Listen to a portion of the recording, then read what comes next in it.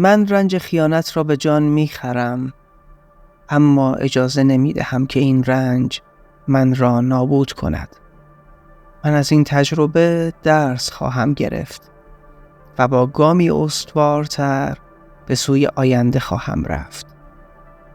در سکوت شب، هنگامی که تاریکی غم بر قلبم سایه می افکند، خاطرات تو مانند سیل خروشان به ذهنم هجوم می آورند.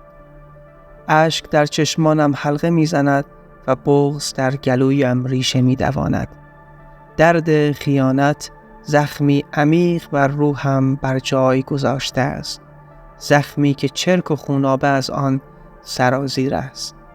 اعتماد گل ظریف و لطیفی بود که در باغ عشقمان پرورش می دادیم، اما تو با بیرحمی تمام آن را لگدمال کردی. حالا من مانده ام و باغی پژمرده، با گلهایی که دیگر عطر و بویی ندارند.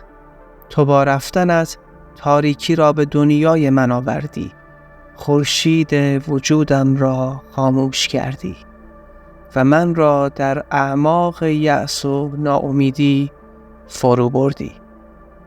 اما من تسلیم نخواهم شد. من از خاکستر این خیانت ققنوسی دوباره متولد خواهم کرد. من قوی‌تر از همیشه خواهم شد و روزی دوباره طعم خوشبختی را خواهم چشید.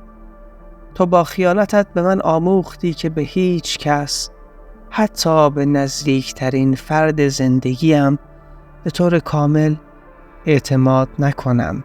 تو به من آموختی که روی پای خود بایستم و به خودم تکیه کنم. و من از تو ممنونم. ممنونم که مرا قوی تر کردی. ممنونم که به من آموختی چگونه از خودم در برابر آسیب ها محافظت کنم. من روزی تو را می بخشم، نه به خاطر تو، بلکه به خاطر آرامش خودم. من رنج خیانت را به جان می خرم، اما اجازه نمی دهم که این رنج من را نابود کند.